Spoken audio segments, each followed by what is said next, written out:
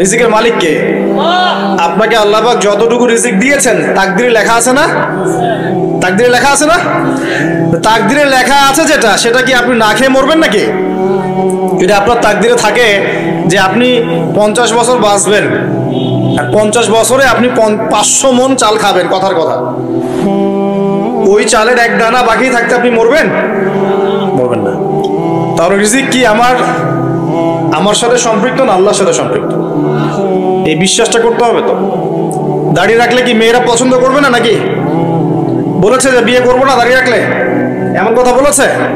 যদি কোনো মেয়ে এরকম কথা বলে, ওই মেয়েকে বিয়ে করার দরকার নেই আপনার।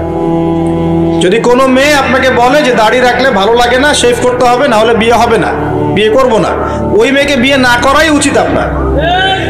ওর তো মানে আপনাকে বিয়ে করার যোগ্যতাই হয়নি, ওর তো যোগ্যতাই হয়নি আপনাকে বিয়ে করার। সে তো দাড়ি নিয়ে প্রশ্ন তুলছে। যে মেয়ে বলবে যে নবীর সুন্নত আছে এজন্য আপনাকে পছন্দ করি, তখন বুঝবেন যে হ্যাঁ, এই মেয়ের মধ্যে ভালো কিছু আছে। যেই মেয়ে দেখবে যে আপনি নামাজি কিনা, যেই মেয়ে দেখবে আপনি নামাজি কিনা, দাড়ি আছে কিনা, ইমানদার কিনা, দিনের জন্য কিছু করেন কিনা, হালাল খান কিনা, ওই মেয়ে ইনশাল্লাহ আপনার ঘরে শান্তি দিবে। আর যেই মেয়ে আপনাকে দেখবে আপনার কত বড় সম্পত্তি, কতটা বড় জমি, কত বড় চাকরি, সুদ খান কিনা ওর কোনো আসে যায় না, টাকা হইলেই হইল, এগুলোকে ঘরে ঢুকালে অশান্তি ওর অশান্তি। কি চাচ্ছেন, শান্তি না অশান্তি? নবী সাল্লাল্লাহু আলাইহি ওয়াসাল্লাম বলেছেন দিনদারিতা দেখে মেয়েদেরকে বিয়ে করো। কি দেখে? একই বিষয় ছেলেদের জন্য মেয়েদের জন্য সেম। ছেলে দেখতে হবে দিনদার কিনা, মেয়ে দেখতে হবে দিনদার কিনা, পর্দা করে কিনা, দিনদারিতা আছে কিনা। দুনিয়ার এই ছোটখাটো বিষয় যদি দেখেন, তুচ্ছ বিষয়গুলো, একদিন না একদিন আপনি পস্তাবেন কিন্তু। আর যদি আপনি দিনদারিতা দেখেন, ইনশাল্লাহ আপনি কোনোদিন পস্তাবেন না ইনশাল্লাহ। আল্লাহ পাক তৌফিক দান করুন। আমিন।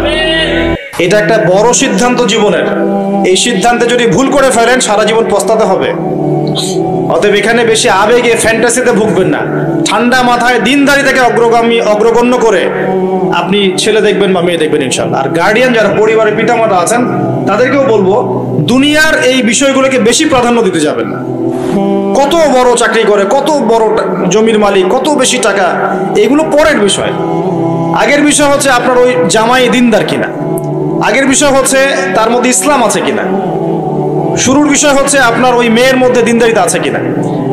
এটা নসিহত করে গেলাম। যদি আপনি বুদ্ধিমান হন তাহলে আমার নসিহত গ্রহণ করবেন, না হলে কিন্তু সারা জীবন পস্তাতে হবে। যারা বেদিন জামাই বিয়ে করেছে আর বেদিন মেয়ে বিয়ে করেছে তারা বুঝবে যে আমার কথার মর্ম কতটুকু। তারা এখন ইচ্ছা করেও লাইনে আনতে পারছে না। পারছেন? ওই যে বলছে বিয়ের পরে ঠিক হয়ে যাবে, এত সহজ?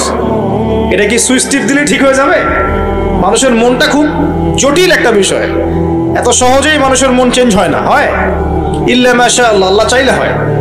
কিন্তু যদি মনে করেন যে পর্দা করে না, বিয়ে করি তারপর পর্দা করবে, করাই নিব, বানাই নিব, নিজের মতো গড়ে নিব, এত সহজ নয়।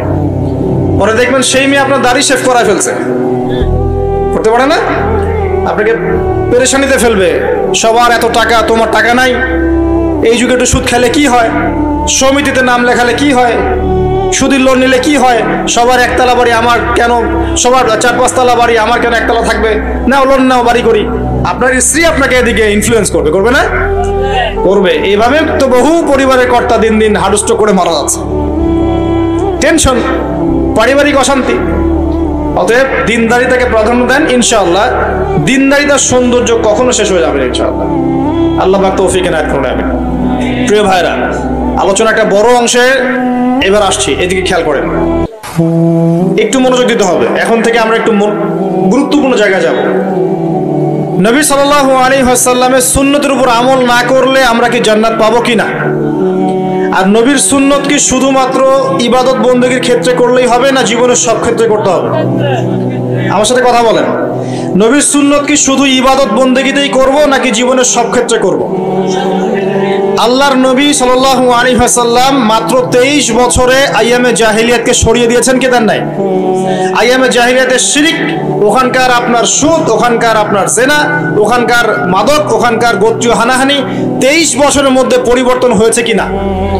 যখন মক্কা বিজয় হয়েছে তখন কি ওই মক্কার মধ্যে কোনো শিরক ছিল, কোনো মূর্তি পূজা ছিল, কোনো সুদ ছিল, কোনো মেয়ের সাথে খারাপ আচরণ করা হয়েছে, কোনো ধর্ষণ হয়েছে, কোনো ব্যভিচার, গোত্রীয় হানাহানি, না সবাই ভাই ভাই হয়ে গেছে?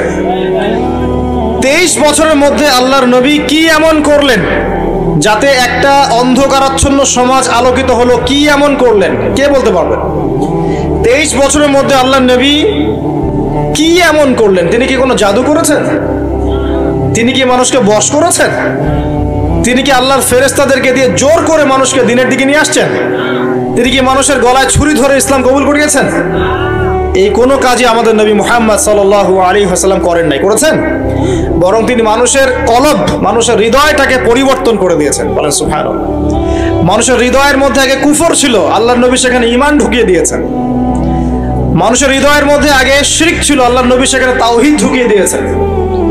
মানুষের হৃদয়ের মধ্যে আগে হারাম ছিল, নবী সাল্লাল্লাহু আলাইহি ওয়াসাল্লাম হালাল ঢুকিয়ে দিয়েছেন। মানুষ আগে বস্তুবাদী ছিল, দুনিয়া কেন্দ্রিক ছিল, আল্লাহর নবী মানুষকে পরকালমুখী করেছেন। মানুষ আগে আল্লাহকে চিনতো না, আল্লাহর নবী মানুষকে আল্লাহকে চিনিয়েছেন। মানুষের কবর, হাসর, জান্নাত, জাহান্নাম নিয়ে এত চিন্তা ছিল না, আল্লাহর নবী তাদেরকে পরকালীন জীবন সম্পর্কে সচেতন করেছেন। করেন নাই? কিভাবে করেছেন? উত্তর, নবী সাল্লাল্লাহু আলাইহি ওয়াসাল্লাম দুইটা উৎস দিয়ে করেছেন। কয়টা উৎস ভাই? 1 নাম্বার আল্লাহর কিতাব মানে আল কোরআন, 2 নাম্বার নবীর সুন্নত মানে কি? হাদিস। আমার সাথে কথা বলেন। 1 নাম্বার কি? আল্লাহর কিতাব মানে কি? আল কোরআন। 2 নাম্বার নবীর সুন্নত মানে হাদিস। এই কোরআন এবং হাদিসকে কেন্দ্র করে মাত্র 23 বছরে নবী সাল্লাল্লাহু আলাইহি ওয়াসাল্লাম পুরো জাহিলিয়াতের চিত্রই পাল্টে দিয়েছেন। পাল্টে দিয়েছেন কিনা? আচ্ছা, কিভাবে? উত্তর, নবীজি এবং সাহাবীরা সর্বপ্রথম তারা সবাই কোরআন তেলাওয়াত করা জানতেন। 1 নাম্বার, ঠিক আছে? তার মানে সমাজ পরিবর্তন করতে হলে আমাদের সবাইকে কোরআন তেলাওয়াত করা শিখতে হবে। 2, নবী এবং সাহাবীগণ সাল্লাল্লাহু আলাইহি ওয়াসাল্লাম কোরআন শুধু তেলাওয়াতই করতেন না, কোরআনের অনেক অংশ, প্রায় পুরো অংশই তাদের মুখস্থ ছিল, ছিল না? তাহলে আমাদের কোরআন মুখস্থ করা লাগবে কিনা? পুরো অংশ না পারি, অল্প একটু করা লাগবে কিনা? অথবা এতটুকু না পারি, 1 পারা পারবো কিনা?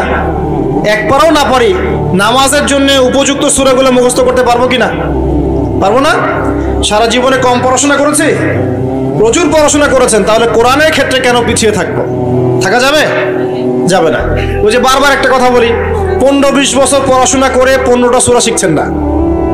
15 বছর পড়াশোনা করে আপনি 15টা হাদিস শিখছেন না। শিখেছেন? 15 বছর পড়েছেন, 10 জন জান্নাতের সার্টিফিকেট প্রাপ্ত সাহাবীর নাম বলতে পারছেন না। নবীজির 10 জন স্ত্রীর নাম বলতে পারছেন না, তার জীবনী বলতে পারছেন না, ঈমান ভঙ্গের কারণগুলো বলতে পারছে না, কোনো কোনো ক্ষেত্রে ওযুর মাসআলাগুলোও বলতে পারছে না, কোনটা ফরজ কোনটা সুন্নাত। এমন আছে না? এবং এদের সংখ্যা কি কম না বেশি? এদের সংখ্যা কোটি কোটি, এমন কোটি কোটি মানুষ আছে বাংলাদেশের মাটিতে। আমরা সবাই মাশাআল্লাহ দুনিয়াবি ক্ষেত্রে শিক্ষিত হয়েছি ঠিকই, কিন্তু দিনের বেসিক জিনিসগুলো শিখি নাই। আপনি দেখবেন, আমি দেখাবো, কে আছেন বলেন জান্নাতি 10 জন সাহাবীর নাম বলতে পারবেন? 1 জন ব্যক্তি দাঁড়ায় যান দেখি, যদি বলতে পারেন আমার পক্ষ থেকে নগদ 1000 টাকা পুরস্কার। জান্নাতি 10 জন সাহাবী, এই দুনিয়াতেই তারা জান্নাতের সার্টিফিকেট পেয়েছেন। আল্লাহ নবী বলেছেন তুমি জান্নাতি, তুমি জান্নাতি, তুমি জান্নাতি। 10 জন বলতে পারবেন কেউ? কিন্তু বিশ্বাস করেন, আমি যদি এখন ধরি কোনো পুরস্কার দিব না, 1 টাকাও ভাদিয়া নাই, আমাকে বলেন বাংলাদেশ ক্রিকেট টিমের 10টা প্লেয়ারের নাম বলেন, সবাই বলতে পারবে। পারবে না? 10 জন ইন্ডিয়ান নায়কের নাম বলতে বলেন, পারবে। 10 জন ইন্ডিয়ান নায়িকার নাম বলতে পারেন, পারবে। 10 জন আর্জেন্টিনার প্লেয়ারের নাম বলতে পারেন, পারবে। 10টা ব্রাজিলের প্লেয়ারের নাম জিজ্ঞাসা করেন, পারবে। এগুলো পারবে তারা। পারবে কি না? সত্যি কথা বলেন, পারবে কি না? অবশ্যই পারবে। 10টা বাংলা সিনেমার নাম বলেন, পারবে। 10টা হিন্দি সিনেমার নাম বলেন, পারবে। পারবে কি না? সত্যি কথা বলেন, পারবে কি না? অবশ্যই পারবে। না পারলে তো আলহামদুলিল্লাহ, আপনার জন্য দোয়া থাকবে যে পারেন নাই। কিন্তু বেশিরভাগ ছেলে পেলেই পারবে, বেশিরভাগ মেয়েই পারবে। মেয়েদেরকে জিজ্ঞাসা করেন 10টা সুন্দরী মেয়ের নাম বলো, ভারতের, পশ্চিমের, হ্যাঁ, সিনেমার, নাটকের, গায়কের, গায়িকার 10টা সুন্দর সুন্দর মেয়ের নাম বলো, বলে দিবে। পারবে না? জিজ্ঞাসা কর আজকে গিয়ে যে 10 জন জান্নাতের সার্টিফিকেট প্রাপ্ত 10 জন সাহাবীর নাম কি, দেখবেন বেশিরভাগই বলতে পারবে না। এই বিষয়টাকে আপনি কি মনে করছেন? বিগত 10, 20, 30 বছর থেকে আমরা দেখছি যে একটা অসুস্থ প্রজন্ম তৈরি হয়েছে। অসুস্থ প্রজন্ম।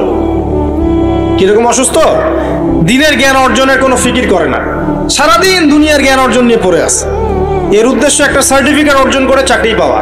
উদ্দেশ্য এটাও না যে এই জ্ঞান দিয়ে সে দেশ ও জাতির খেদমত করবে, এটা উদ্দেশ্য না। অসুস্থ প্রজন্ম, জিজ্ঞাসা করবেন ইসলামের বেসিক জিনিসগুলো জানে না, বাইরের বড় বড় জ্ঞান তার জানা আছে, পুরো পর্যায় সারণী মুখস্থ কেমিস্ট্রি, 10 জন সাহাবীর নাম বলতে পারবে না, 10 জন নবীর নামও বলতে পারছে না। 10টা সূরা ধরলে প্যান্ট খারাপ হয়ে যাবে। একটা সূরা ফাতিহা বিশুদ্ধ করে কোন আলেমের সামনে তেলাওয়াত করতে দেন, দেখবেন 10টা ভুল করে বসে আছে। অনেকে তো আলহামদুলিল্লাহ উচ্চারণ করতে পারে না। কেমন আছেন? আলহামদুলিল্লাহ ভালো আছি। আলহামদুলিল্লাহ ভালো আছে। আলহামদুলিল্লাহ মানে কি? আলহামদুলিল্লাহ মানে সমস্ত প্রশংসা কার জন্য? আল্লাহর জন্য। আর আলহামদুলিল্লাহ মানে সমস্ত ধ্বংস আল্লাহর জন্য। নাউজুবিল্লাহ। অর্থ কি হয়েছে দেখছেন? আলহামদু মানে ছোট হায় হাওয়াজ দিয়ে পড়লে অর্থ পরিবর্তন হয়ে যায়, উল্টা অর্থ হয়। আর আলহামদু বললে অর্থ পারফেক্ট হয়।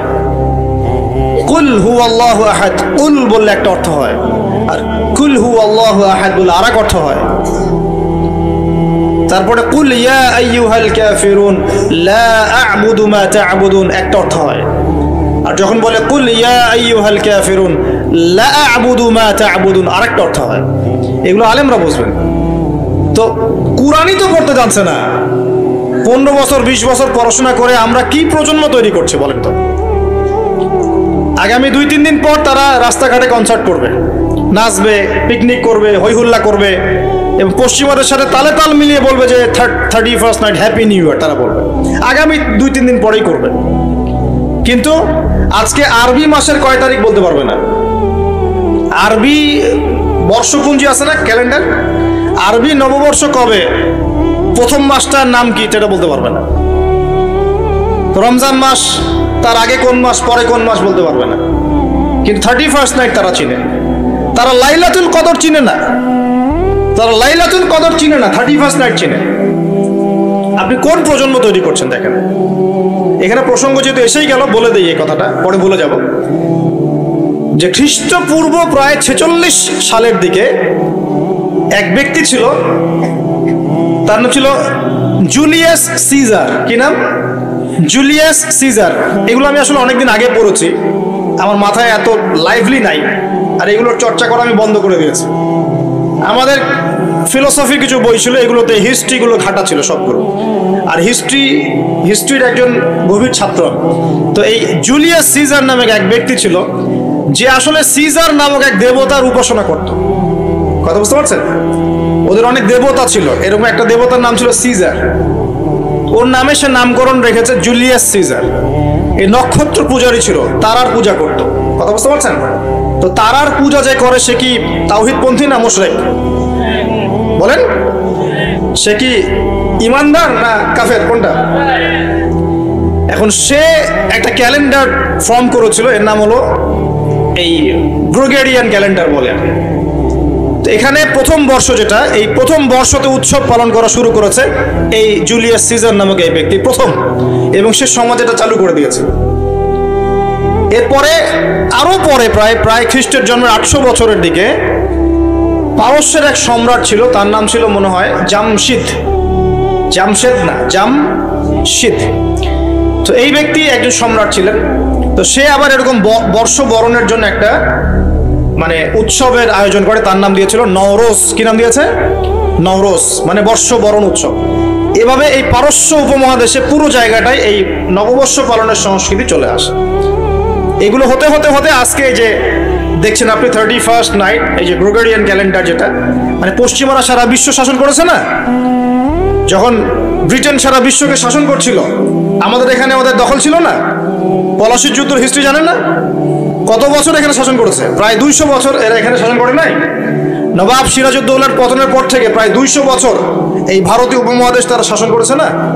এখানে এই গ্রেগরিয়ান ক্যালেন্ডার ছড়িয়ে দেওয়া হয়েছে। এখন আমরা এই যে 31st নাইটের উৎসবটা পালন করছি, শুরু করছি। এটা কি আমাদের উৎসব? এটা কি মুসলমানদের? কাদের হলো তাহলে? পশ্চিমাদের, রোমকদের, পশ্চিমাদের, যাদের সাথে ইসলামের দূর দূর পর্যন্ত কোনো সম্পর্ক নাই। আর নবী সাল্লাল্লাহু আলাইহি ওয়াসাল্লাম কি বলছেন শোনেন। আল্লাহ নবী বলছেন, তোমাদের জন্য আনন্দের উৎসব দুইটা। কয়টা? একটা ঈদুল ফিতর, রমজান মাসের সম সাধনার পরে, কিয়ামুল লাইলের পরে, তারাবির পরে, তাহাজ্জুদের পরে, কোরআন খতম দেওয়ার পরে, যাকাত ফিতর দেওয়ার পরে, ত্যাগের এই মাসের পর আমরা একটা আনন্দ করি, ঈদুল ফিতর। করি কি না? সবাই আনন্দ ভাগাভাগি করে নেই, আলহামদুলিল্লাহ। ওই দিন আল্লাহ পাক কি করেন? আল্লাহ পাক রমজানের রোজাদার যারা ছিলেন সবাইকে মাফ করে দেন, আলহামদুলিল্লাহ। মুক্তি পাই আমরা, নাজাত পেয়ে যাই। উৎসব এটা আমাদের, আনন্দ, খুশি আমাদের। আরেকটা হচ্ছে ঈদুল আজহা, যখন ওই যে ইসমাইল আলাইহিস সালামকে যে কুরবানি করার মহান স্মৃতি, সেই স্মৃতিকে স্মরণ করে আমরা ইব্রাহিমী চেতনায় আবার কি করি? ঈদুল আজহার এই পশু কুরবানির মধ্য দিয়ে নিজের পশুত্বকে কুরবানি দেই, আল্লাহর সামনে আমরা আত্মসমর্পণ করি। করি কি না? এই দুইটা হচ্ছে আমাদের উৎসব। এগুলো বাদ দিয়ে নবীজি বলছেন, মান তাশাব্বাহা বিকওমিন ফাহুয়া মিনহুম। কেউ যদি তোমাদের মধ্যে অন্য কোনো জাতির সাদৃশ্য অবলম্বন করে, যে যে জাতির সাদৃশ্য অবলম্বন করবে সে তাদের অন্তর্ভুক্ত হয়ে যাবে। নাউযুবিল্লাহ। আমরা কি চাই উম্মতে মুহাম্মাদের অন্তর্ভুক্ত হতে, না ওই পশ্চিমাদের অন্তর্ভুক্ত হতে? পশ্চিমা কারা? যাদের মধ্যে ছেলে ছেলে বিয়ে করা জায়েজ। খুশি হয়েছেন? পশ্চিমা কারা? যাদের মধ্যে ছেলে ছেলে বিয়ে জায়েজ, মেয়ে মেয়ে বিয়ে জায়েজ, পর্নোগ্রাফি সবাই করতে পারে, দেখতেও পারে, মদ পান করা জায়েজ, পরকালের কোনো কনসেপ্ট নাই ওদের, লা ইলাহা ইল্লাল্লাহ কোনো কালিমা নাই, মুহাম্মদুর রাসূলুল্লাহ তারা বিশ্বাস করে না। এমনকি তারা বলছে, কয়দিন আগে বললো মেরি ক্রিসমাস, বলেছে না? যে ব্যক্তি বলেছে মেরি ক্রিসমাস 25শে ডিসেম্বরে, সে ওই দিন স্বীকার করে নিয়েছে যে 25শে ডিসেম্বর আল্লাহ পাক ঈসা আলাইহিস সালামকে জন্ম দিয়েছেন। নাউযুবিল্লাহ। কথা বলে বুঝতে পারছেন না? যখনই আপনি এটা পালন করেছেন, তার মানে ওই দিন আপনি স্বীকার করেছেন যে ওই দিন আল্লাহ পাক ঈসা ইবনে মারইয়াম, আল্লাহর পুত্র, নাউযুবিল্লাহ, তাকে তিনি জন্ম দিয়েছেন। এটা স্বীকার করেছেন আপনি, করছেন না? ওই সভ্যতা অন্তর্ভুক্ত আপনি হতে চান? ওদের সাথে হাসর করতে চান, নাকি নবী সাল্লাল্লাহু আলাইহি ওয়াসাল্লামের সাথে করতে চান? বলেন। এটা আপনাকে বেছে নিতেই হবে। আপনি মুসলমান হয়ে এটা করতে পারবেন না। ইসলাম এই নামকা ওয়াস্তে পালন করতে পারবেন না। পালন করলে পরিপূর্ণ পালন করতে হবে। উদখুলু ফিস সিলমি কাফা। তোমরা পরিপূর্ণরূপে দিনে প্রবেশ করো। তোমরা পরিপূর্ণরূপে দিনে প্রবেশ করো। নামাজও পড়বো, সুদও খাবো, এদিকে যাকাত দিব, আবার এদিকে আমি ঘুষও নিব, এদিকে আমি হজ উমরাও করব, আবার এইসব পশ্চিমা সংস্কৃতি ধারণ করব, মাদক খাবো, সুদ খাবো, জেনা করব, ফ্রি মিক্সিং করব। এইসব মানে হযবরল ইসলাম পালন করে এই যুগে চলবে না। পরিপূর্ণ ইসলাম পালন করতে হবে। আল্লাহ পাক তৌফিক দান করুন। পরিপূর্ণ ইসলাম পালন করতে গেলে কি আমরা এই উৎসব পালন করতে পারবো? এক নাম্বার দেখালাম যেটা ওই জুলিয়াস সিজারের চালু করা একটা পদ্ধতি, নওরোজ যেটা ওই জামশিদের চালু করা পদ্ধতি। আর আমরা মুসলমান হয়ে কিভাবে আমরা অগ্নি পূজারীদের, পশ্চিমাদের এবং ইহুদি নাসারাদের সংস্কৃতি কেমন করে ফলো করতে পারি? আমার কি সম্ভব? আর নবী যখন বলে দিচ্ছেন, মান তাশাব্বাহা বিকওমিন ফাহুয়া মিনহুম, যে যে জাতির সাদৃশ্য অবলম্বন করবে সে তাদের অন্তর্ভুক্ত হয়ে যাবে, তাদের সাথে হাসর হবে। আমি কি তাদের সাথে হাসর চাই, নাকি নবীর সাথে হাসর চাই? এবার আল্লাহ পাক কি বলছেন সেটাও শুনে নেন, তারপরে সামনে যাই। খুব গৌর করে শোনেন। আল্লাহ পাক সূরা মাঈদার 51 নম্বর আয়াতে বলছেন। কত নম্বর আয়াত বলেন? কোন সূরা? সূরা মাঈদার কত নম্বর আয়াত? আয়াতটা ভালো করে হজম করেন। আল্লাহ পাক বলছেন, ইয়া আইয়ুহাল্লাযীনা আমানু, হে মুমিনগণ। মুমিন কারা? আমরা মুমিন না? আমরা আল্লাহ বিশ্বাস করি না? ফেরেশতায় বিশ্বাস করি না? আসমানে কিতাবে বিশ্বাস করি না? নবী রাসূলে বিশ্বাস করি কিনা? আমরা পরকালে বিশ্বাস করি? আমরা কি ভাগ্যের ভালো মন্দ বিশ্বাস করি? আলহামদুলিল্লাহ, আমরা মুমিন ইনশাআল্লাহ। বলেন আলহামদুলিল্লাহ। এই মুমিনদেরকে আল্লাহ পাক বলছেন, ইয়া আইয়ুহাল্লাযীনা আমানু, হে মুমিনগণ, লা তাত্তাখিযুল ইয়াহুদা ওয়ান নাসারা আউলিয়া, তোমরা ইহুদ এবং নাসারাদেরকে বন্ধু রূপে গ্রহণ করো না। বা'দুহুম আউলিয়াউ বা'দ, তারা একে অপরের বন্ধু। ওয়া মান ইয়াতাওয়াল্লাহুম মিনকুম ফাইন্নাহু মিনহুম, তোমাদের মধ্যে কেউ যদি ওদের দিকে মুখ ফিরায় সে আমাদের অন্তর্ভুক্ত না, তাদের অন্তর্ভুক্ত। ইন্নাল্লাহা লা ইয়াহদিল কওমা যালিমিন, আর আল্লাহ পাক এই জালেমদেরকে কখনো হেদায়েত করবেন না। মানে আমরা যদি ওদের অন্তর্ভুক্ত হয়ে যাই আমরা জালেম হয়ে যাব, আর এই জালেমদেরকে আল্লাহ পাক হেদায়েত করবেন না। আল্লাহ পাক সূরা বাকারা আরো বলেছেন, ওয়ালান তারদা আনকাল ইয়াহুদ ওয়ালান নাসারা হাত্তা তাত্তাবিআ মিল্লাতাহুম, হে নবী, তোমার উপরে ইহুদের লোকজন এবং খ্রিস্টানরা কখনোই সন্তুষ্ট হবে না, কখনোই সন্তুষ্ট হবে না যতক্ষণ তুমি তাদের ধর্ম মিল্লাত গ্রহণ না করছো। আপনি ওদের সাথে তালে তাল মিলে নাচ গান করেন, তারা আপনার উপর সন্তুষ্ট হয়ে যাবে। আর আপনি যখন ওদের উপর তালে তাল মিলাবেন না, লা ইলাহা ইল্লাল্লাহ মুহাম্মাদুর রাসূলুল্লাহ নিয়ে থাকবেন, ওরা আপনার উপর সন্তুষ্ট হবে না। আমরা কি দুনিয়াতে ওদের সন্তুষ্টি চাই না আল্লাহর সন্তুষ্টি চাই? যদি আল্লাহর সন্তুষ্টি চাই, নবীর সাথে হাসর করতে চাই, কোন মুসলমান যুবক যুবতী আগামী এই নোংরা অপসংস্কৃতিতে গায়ে গা ভাসাবে না। এই দিনে কোনো কনসার্ট চলবে না, এই দিনে কোনো বেহায়াপনা হবে না, এই দিনকে কেন্দ্র করে কোনো রকমের এই পিকনিক বা ঢাকঢোল পিটানো আর এই যে তোমাদের সাউন্ড বক্সে গান বাজানো কোনো কিছু চলবে না ইনশাআল্লাহ। পারা যাবে? মনে রাখবে এই কাজটা ছোট নয়, করার মধ্য দিয়ে আপনি কুফর করছেন। কুফর, আপনি আল্লাহর নবীর হাদিসকে অস্বীকার করছেন, আল্লাহর কোরআনের আয়াতকে অস্বীকার করছেন, আপনি আল্লাহর দুশমনদের সাথে খুশি পালন করছেন। সুবহানাল্লাহ। আল্লাহর যে দুশমনরা সারা বিশ্বে মুসলিমদের উপর নির্যাতনের স্টিম রোলার চালাচ্ছে, ওদের সাথে তালে তাল মিলিয়ে আপনি বলছেন হ্যাপি নিউ ইয়ার, মাশাআল্লাহ, আস্তাগফিরুল্লাহ, তওবা, আস্তাগফিরুল্লাহ, আল্লাহ পাক মাফ করুন। এবার দেখেন, এটা কি আমাদের দেশেরও সংস্কৃতি? এই জিনিসটা কি আমাদের দেশের সংস্কৃতি? বাঙালি ভাষা, বাঙালি জাতি, বাংলা ভাষা আমাদের প্রাণের যে ভাষা এবং দেশ এবং মাতৃভূমি, এদের সাথেও কি এটা সম্পৃক্ত? এদের সাথেও কি এটা যোগসূত্র আছে? এটা ধার করা সংস্কৃতি, কথা ঠিক কিনা? তো ধার করা সংস্কৃতির চর্চা আমরা বাংলার মাটিতে কেন করব? আমাদের বাংলা সংস্কৃতি নাই? আমরা বাঙালি না? আমাদের ভাষা নাই? আমরা ভাষা নিয়ে গর্বিত না? কেন আমরা আমাদের ভাষায়, আমাদের দেশে, আমাদের জমিতে অন্যের সংস্কৃতি এনে ওইসব ভাষার গান আমরা কেন চালু করব?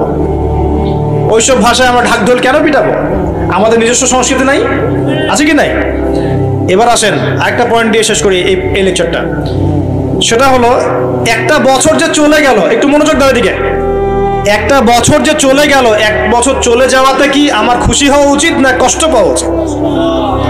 মনে করেন আপনার 60 বছর হায়াত আছে, বা আমার 60 বছর হায়াত আছে, কথার কথা বলছি।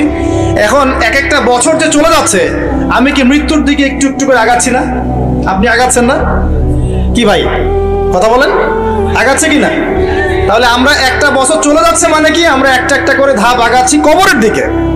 এখন আমার জীবন থেকে 2022 সালটা চলে গেল, তার মানে এক বছরে আমি কতটুকু নামাজ পড়লাম, কতটুকু রোজা রাখলাম, কতটুকু তাসবিহ তাহলিল করলাম, কতটুকু দাওয়াতি কাজ করলাম, দিনের জন্য কতটুকু কি করলাম, এইটা ফিকির করা উচিত না আমার?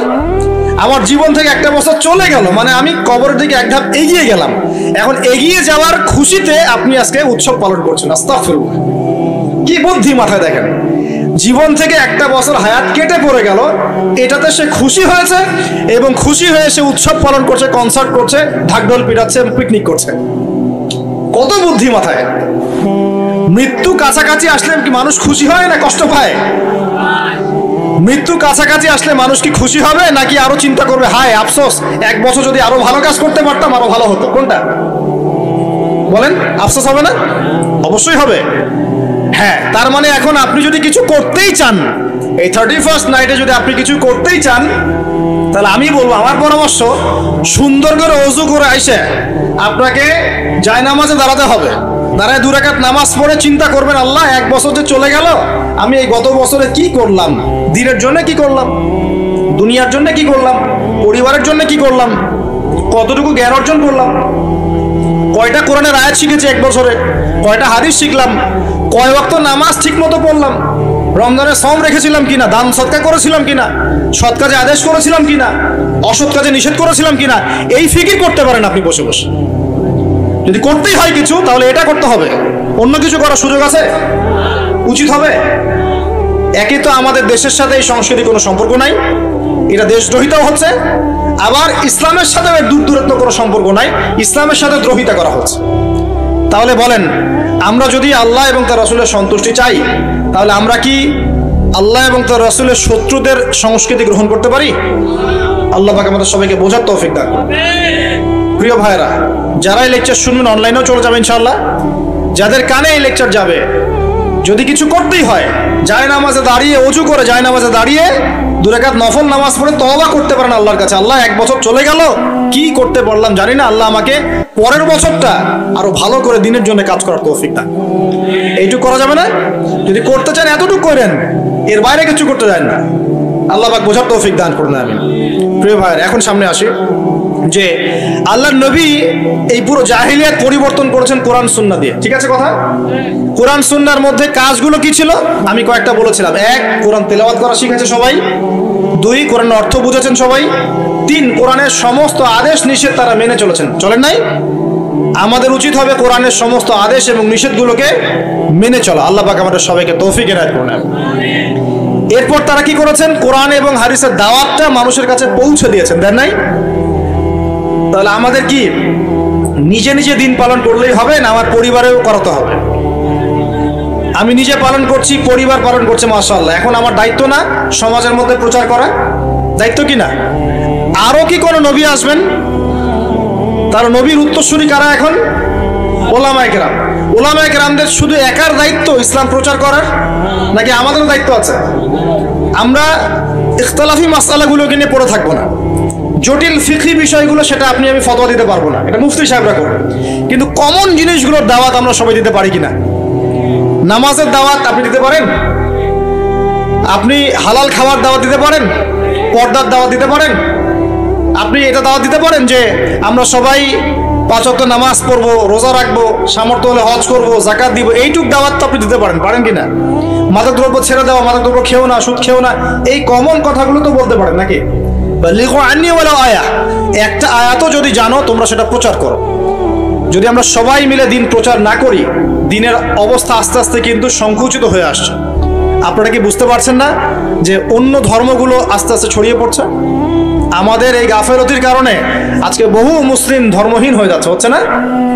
সত্য কথা বলেন, হচ্ছে কিনা? টাকার লোভে, চাকরির লোভে, হচ্ছে কিনা? এটা আমাদের গাফেলতি না? অতএব আমাদের সবাইকে শুধু আলেম ওলামার উপর দায়িত্ব ছেড়ে না দিয়ে আমাদের সবাইকেই দিনের দাওয়াতের দাওয়াতের কাজ সবাইকে করতে হবে। আল্লাহ পাক তৌফিক দান।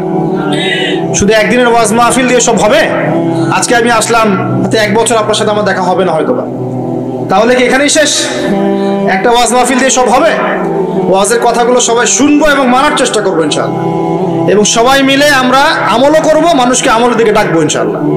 আর সৎ কাজে আদেশও করব, অসৎ কাজগুলোতে বাধাও দিব ইনশাআল্লাহ। আল্লাহ পাক তৌফিক দান করুন, আমিন। এখন আস্তে আস্তে ফিনিশিং এর দিকে আসি। দেখুন আল্লাহ পাক তার নবীর মধ্য দিয়ে দিনটা প্রতিষ্ঠা করেছেন কিনা। দিন কি শুধু নবী সাল্লাল্লাহু আলাইহি ওয়াসাল্লাম একাই পালন করেছেন, না সমাজে প্রতিষ্ঠা করেছেন?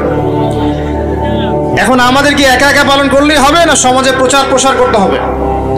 আচ্ছা, তাহলে আগে কিছু বিষয় জানতে হবে। 1, আল্লাহ রাব্বুল আলামিন যে দিনটা দিয়েছেন এই দিনটা পরিপূর্ণ দিন। কিরকম দিন? এই দিনের মধ্যে কিছু ঢোকানোর সুযোগ আছে, বের করার কোনো সুযোগ আছে? নাই। দিন ইসলাম পরিপূর্ণ কিনা উত্তর আল্লাহ পাক দিয়েছেন সূরা মাইদার মধ্যে। কোন সূরা? সূরা মাইদা 3 নম্বর আয়াত। আল্লাহ পাক বলছেন, এই আয়াতগুলো বাসায় পড়ে দেখবেন। আল্লাহ পাক বলছেন, আল ইয়াউমা আকমালতু লাকুম দীনাকুম, আজকে আমি তোমাদের জন্য দিন ইসলামকে পরিপূর্ণ করে দিলাম। ওয়া আতমামতু আলাইকুম নি'মাতি, তোমাদের উপর আমার নেয়ামতকে পূর্ণতা দান করলাম। ওয়া রাদিতু লাকুমুল ইসলাম দীনান, তোমাদের উপর দিন ইসলামকে মনোনীত করে আমি আল্লাহ সন্তুষ্ট হয়ে গেলাম। বলি সুবহানাল্লাহ। তার মানে আল্লাহ পাক দিন ইসলামকে পরিপূর্ণ করেছেন। কিছু ঢুকাতে পারবো? কিছু বের করতে পারবো? পারবো না। এবার আসেন, এই পরিপূর্ণ দিন ইসলাম ছাড়া অন্য কোনো দিন আল্লাহ গ্রহণ করবেন কিনা?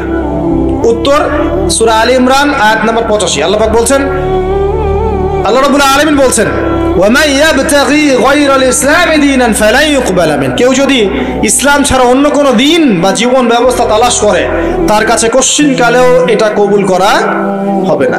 তার মানে ইসলাম ছাড়া অন্য কোনো দিন যদি কেউ চর্চা করি আল্লাহর কাছে কোশ্চিনকালেও সেটা গ্রহণযোগ্য হবে না। আর এই ইসলাম আল্লাহর কাছে একমাত্র গ্রহণযোগ্য দিন, যেটা আল্লাহ পাক বলছেন সূরা আলী ইমরানের 19 নম্বর আয়াত। আল্লাহ পাক বলছেন, ইন্না দীনা ইনদাল্লাহিল ইসলাম, আল্লাহর কাছে একমাত্র গ্রহণযোগ্য দিন কি? ইসলাম। এবার আসেন সূরা সফে চলে যায়। কোরআনের একটা আয়াত কিন্তু একটা আয়াতের সাথে কানেক্টেড, মানে আয়াতগুলো মিলাতে পারলে আপনি পথ খুঁজে পাবেন, ঠিক যেমন আকাশের তারাগুলো মেলালে আপনি রাস্তা খুঁজে পান। এই জন্যে কোরআনের আয়াতগুলোকে আকাশের তারার সাথে তুলনা করা হচ্ছে। ফালা উকসিমু বিমাওয়াকিন নুজুম ওয়া ইন্নাহু লাকাসামুন লাউ তা'লামুনা আযীম ইন্নাহু লাকুরআনুন কারীম ফি কিতাবিন মাকনুন। এই সূরা আছে না সূরা ওয়াকিয়ার মধ্যে, আল্লাহ পাক তারাগুলোর অবস্থান স্থলের কসম খেয়েছেন, খেয়ে বলছেন কোরআন একটা মহিমান্বিত কিতাব, লা ইয়ামাসসুহু ইল্লাল মুতাহহারুন, পবিত্র সত্তা ছাড়া কেউ সেটা গ্রহণ স্পর্শ করতে পারে না। তানজিলুম মির রাব্বিল আলামিন, এটা আল্লাহ পাকের পক্ষ থেকে নাজিল হয়েছে। তো কোরআনের আয়াতগুলো কিন্তু একটার সাথে কানেক্টেড। তো এটাই বলছিলাম যে ইসলাম পরিপূর্ণ দিন, এটাই আল্লাহর কাছে একমাত্র গ্রহণযোগ্য দিন। এর বাইরে কোনো দিন তালাশ করলে কবুল করা হবে না। আর ইসলাম শুধু ব্যক্তি জীবনে পালন করার জন্য আসে নাই, বরং পুরো জীবনের সমস্ত ক্ষেত্রে পালন করার জন্য এসেছে। কোথায় দলিল? সূরা আলে ইমরান আয়াত নাম্বার 102। কত নম্বর আয়াত? আল্লাহ পাক বলছেন, ইয়া আইয়ুহাল্লাযীনা আমানু, হে মুমিনগণ, আমাদেরকে বলছেন হে মুমিনগণ, ইত্তাকুল্লাহ, তোমরা আল্লাহকে ভয় করো। কাকে ভয় করো? আল্লাহকে ভয় করো। হাক্কা তুকাতিহ, পরিপূর্ণরূপে ভয় করো, ভয় করার মতো করে ভয় করো। আর ওয়ালা তামুতুন্না ইল্লা ওয়া আনতুম মুসলিমুন, পরিপূর্ণ মুসলমান না হয়ে তোমরা মৃত্যুবরণ করো না। এখন বলেন, জীবনের একটা অংশে কেউ যদি ইসলাম পালন করে আর এক অংশে না করে, সে কি পরিপূর্ণ মুসলিম? উদাহরণ দিচ্ছি, মনে করেন আপনি নাউজুবিল্লাহ নামাজও পড়েন আবার সুদও খান, এ কি পরিপূর্ণ মুসলিম? একজন ব্যক্তি নামাজ পড়ে আবার সুদও খায়, মানে সে ইবাদত বন্দেগীর জীবনে আল্লাহকে মানে ঠিকই, লা ইলাহা ইল্লাল্লাহ এর উপর ঠিক আছে, মুহাম্মদুর রাসূলুল্লাহর উপর আছে, কিন্তু অর্থনৈতিক জীবনে গিয়ে সে আর লা ইলাহা ইল্লাল্লাহ মুহাম্মদুর রাসূলুল্লাহর মধ্যে নাই। কথা কি বুঝতে পারছেন? মানে জীবনের কয়েকটা ক্ষেত্র হয়, ইবাদত বন্দেগীর জীবন, ব্যক্তিগত জীবন, পারিবারিক জীবন, সামাজিক জীবন, পলিটিক্যাল জীবন, অর্থনৈতিক জীবন। জীবনের প্রত্যেকটা ক্ষেত্রে কোরআন সুন্নাহর হেদায়েত আছে কি নাই? এখন যদি প্রতিটা ক্ষেত্রে আমি কোরআন সুন্নাহকে ফলো করতে পারি, তাহলে আমি পরিপূর্ণ মুসলিম। আল্লাহ পাক সেটাই বলছেন, ওয়ালা তামুতুন্না ইল্লা ওয়া আনতুম মুসলিমুন, পরিপূর্ণ মুসলিম না হয়ে মৃত্যুবরণ করো না। তার মানে আমাদের সবাইকে জীবনের প্রতিটা ক্ষেত্রেই কোরআন সুন্নাহ পালন করতে হবে। আল্লাহ পাক তৌফিক দান করুন। এখন এটাকে শুধু একা একা করব? আল্লাহ পাক বলছেন না, প্রথম দায়িত্ব হচ্ছে তুমি তোমার পরিবারের উপর আগে করবা। কোথায় করবা? কোন সূরা? সূরা তাহরিম আয়াত নাম্বার 6। কোন সূরা? সূরা তাহরিম আয়াত নাম্বার 6। আল্লাহ পাক বলেন, ইয়া আইয়ুহাল্লাযীনা আমানু, হে মুমিনগণ, কু আনফুসাকুম, নিজে জাহান্নামের আগুন থেকে বাঁচো, ওয়া আহলিকুম নারা, তোমার পরিবার বর্গকে জাহান্নামের আগুন থেকে বাঁচো। দায়িত্ব পেলাম, ইসলাম পরিপূর্ণ পালন করব, নিজে পরিপূর্ণ মুসলমান হব, এবং আমার পরিবার বর্গকে কি করব? জাহান্নাম থেকে বাঁচাবো। পরিবারকে কেমন করে বাঁচাবো? উত্তরে যে বললাম, বিয়ে করার সময় দেখতে হবে দিনদার মেয়ে কিনা, বিয়ে করার সময় দেখতে হবে ছেলে দিনদার কিনা, মেয়ের পরিবার দিনদার কিনা, ছেলের পরিবার দিনদার কিনা, হালাল খায় কিনা ইত্যাদি। তারপর পরিবার গঠন হয়ে যাবে, পরিবারের প্রতিটা কাজ হবে কোরআন সুন্নাহ মোতাবেক। স্ত্রীর সাথে সম্পর্ক করা, স্ত্রীর কাছে যাওয়া, সন্তান সন্ততি প্রতিপালন, রিজিক, বাড়িতে তালিম, ইসলামের চর্চা, শিক্ষা দীক্ষা, প্রত্যেকটা ক্ষেত্রেই কোরআন এবং সুন্নাহ মেনে চলে পরিবার গঠন করতে হবে। আল্লাহ পাক তৌফিক দান করুন। এবার কি শুধু পরিবার নিয়ে পড়ে থাকবো না? আমার আরো দায়িত্ব আছে, আছে কি নাই? এর পরের দায়িত্ব হচ্ছে ওই যে আগের আয়াত, সূরা আলে ইমরান 110। সূরা আলে ইমরান 110 আল্লাহ পাক বলেন, কুনতুম খায়রা উম্মাহ, এবার তোমরা সবাই শ্রেষ্ঠ জাতি। ব্যক্তিগত জীবনে ইসলাম পালন করছেন, পরিপূর্ণ মুসলমান হয়েছে আলহামদুলিল্লাহ, জ্ঞান অর্জন করছি, আমল করছি, হালাল রিজিক খাচ্ছি, পরিবার গঠন করছি। এবার আমার দায়িত্ব আরো বেশি। এবার আমার দায়িত্ব কি? আমার দায়িত্ব হচ্ছে কুনতুম খায়রা উম্মাহ, তোমরা হচ্ছে শ্রেষ্ঠ জাতি। উখরিজাত লিন্নাস, তোমাদেরকে বের করা হয়েছে মানব জাতির। তোমাদের কাজ তা'মুরুনা বিল মা'রুফ, সবাই এখন দাওয়াতি কাজ করবা, সৎ কাজে আদেশ করবা। ওয়া তানহাউনা আনিল মুনকার, সবাই মিলে অসৎ কাজে নিষেধ করবে। ওয়া তু'মিনুনা বিল্লাহ, আল্লাহর প্রতি ঈমান রাখবে। ওয়ালতাকুম মিনকুম উম্মাহ ইয়াদউনা ইলাল খায়র, ওয়ালতাকুম মিনকুম উম্মাহ ইয়াদউনা ইলাল খায়র ওয়া ইয়া'মুরুনা বিল মা'রুফ ওয়া ইয়ানহাউনা আনিল মুনকার। তোমাদের মধ্যে একটা দল থাকা চাই, একদল মানুষ থাকা চাই, যারা কি করবে? আল্লাহর প্রতি বিশ্বাসী হবে, সৎ কাজে আদেশ করবে, অসৎ কাজে কি করবে? নিষেধ করবে। আল্লাহ পাক তৌফিক দান করুন। এইভাবে করলে কি হবে? সূরা সফের একটা আয়াতের উপর আমল হয়ে যাবে। আর সূরা সফের আয়াতটাই হচ্ছে বড় পরিসরে ইসলামের বিজয়। এটা বলে শেষ করছি, শুনেন। সূরা সফের আয়াতটা হচ্ছে, আল্লাহ পাক বলছেন, ভালো করে শুনেন। আল্লাহ পাক বলছেন, হুয়াল্লাযী আরসালা রাসূলাহু বিল হুদা ওয়া দীনিল হক লিইয়ুযহিরাহু আলাদ দীনি কুল্লি। আল্লাহ পাক বলছেন, তিনি সেই আল্লাহ যিনি তার পক্ষ থেকে হেদায়েত পাঠিয়েছেন, মানে কোরআন হাদিস পাঠিয়েছেন এবং রাসূল পাঠিয়েছেন। হুয়াল্লাযী আরসালা রাসূলাহ, তিনি সেই আল্লাহ যিনি রাসূল পাঠিয়েছেন, বিল হুদা ওয়া দীনিল হক, হেদায়েত সহকারে এবং সত্য দিন সহকারে। ইসলাম সত্য দিন না? ইসলামে হেদায়েত আছে না? হেদায়েত আছে, সত্য দিন আছে। তিনি সে আল্লাহ যিনি রাসূল পাঠিয়েছেন হেদায়েত সহকারে, সত্য দিন সহকারে। কি উদ্দেশ্যে? লিইয়ুযহিরাহু আলা দীনি কুল্লি, যাতে করে ইসলাম অন্য সমস্ত দিনের উপর বিজয় লাভ করতে পারে। ইসলাম কি পরাজিত হওয়ার জন্য এসেছে? ইসলাম বিজয় লাভ করবে কখন? যখন আপনি নামাজ কায়েম করতে পারবেন, যখন আপনি যাকাত কায়েম করতে পারবেন, যখন আপনি আল্লাহর জমিনে আল্লাহর দ্বীনটা প্রতিষ্ঠা করতে পারবেন, তখন। এখন কি আমরা নামাজ কায়েম করতে পারি? নামাজের দাওয়াত দিতে পারি। নামাজ আমি দাওয়াত দিচ্ছি আপনাকে, আমি কিন্তু কায়েম করতে পারছি না। নামাজ কায়েম মানে বালেগ হয়েছে, নামাজ পড়ে না, ব্যাস ওর বিরুদ্ধে অ্যাকশন নেওয়া যাবে, এর নাম নামাজ কায়েম।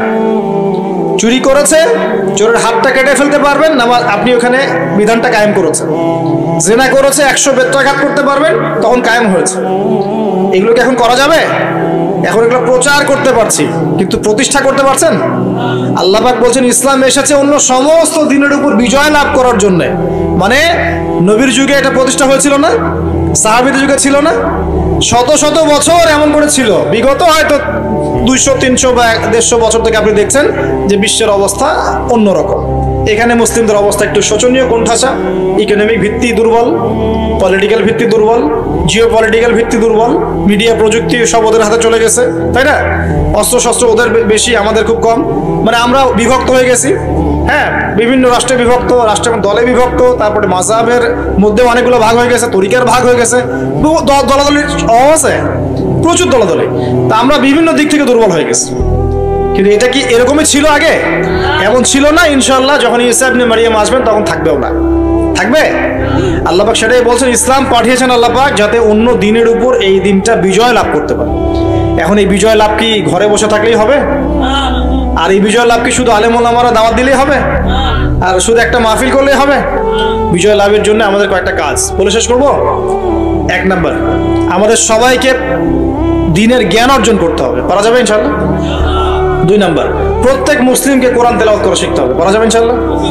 3 নাম্বার, সবাইকে কোরআনের কিছু অংশ মুখস্থ করতে হবে। ইনশাআল্লাহ পারবেন? 4 নাম্বার, কোরআনের অর্থটা বোঝার চেষ্টা করতে হবে। পারা যাবে ইনশাআল্লাহ? অর্থ বুঝবো তো ইনশাআল্লাহ? অর্থ বোঝার জন্য তাফসীর পড়তে হলে পড়তে হবে, আরবি ভাষা শিখতে হলে শিখতে হবে, যা করার তাই করতে হবে, অর্থ বুঝতেই হবে। 5 নাম্বার, সবাইকে হালাল খেতে হবে, হারাম খাওয়া যাবে না। পারা যাবে? 6 নাম্বার, আদর্শ পরিবার করতে হবে, পরিবারের মধ্যে যেন কোনো জাহেলিয়াত না থাকে। পারবো ইনশাআল্লাহ? 7 নাম্বার, ইসলামের দুশ্মনদের কোনো সংস্কৃতি আমরা গ্রহণ করব না। পারবো ইনশাআল্লাহ? 8 নাম্বার, আমরা সবাই সৎ কাজে আদেশ করব, অসৎ কাজে নিষেধ করবো ইনশাআল্লাহ। পারা যাবে ইনশাআল্লাহ? 9 নাম্বার, আমরা আমাদের সন্তান সন্ততিদেরকে আগামী বিশ্বকে চ্যালেঞ্জ করার মতো মানুষ করে যাবো ইনশাআল্লাহ। পারবো ইনশাআল্লাহ? আর 10 নাম্বার, আমাদের মা বোন যারা আছে, আমাদের মা বোনদেরকে আমরা কখনোই বেপর্দায় বাইরে ছাড়বো না। কোনো রকম জেনা, ব্যভিচার, মাদক, পর্ন এগুলো ধারে কাছে আমরা যাবো না ইনশাআল্লাহ। আধ্যাত্মিকভাবে আমরা পবিত্র থাকবো, পবিত্র দিন পালন করব, মানুষকে দাওয়াত দিব এবং আলেম ওলামার সাথে সহবত সম্পর্ক রাখবো ইনশাআল্লাহ। দেখবেন একদিন না একদিন পুরো বিশ্বেই আল্লাহ রাব্বুল আলামিনের দিন এবং কালিমা লা ইলাহা ইল্লাল্লাহ বাদ দিয়ে অন্য কিছুই থাকবে না ইনশাআল্লাহ তাআলা। বিশ্বাস রাখেন, হতাশ হবেন না। আগামী দিন ইসলামের, আগামী দিন মুসলমানদের, এই পুরো বিশ্বটাই মুসলমানদের ইনশাআল্লাহ তাআলা। আল্লাহ রাব্বুল আলামিন আমাদের সবাইকে কথাগুলো বোঝার তৌফিক দান করুন, আমল করার তৌফিক দান করুন। আমি দোয়া করি আল্লাহ পাক সবাইকে যেন কোরআন তেলাওয়াত করা শেখার তৌফিক দান করেন।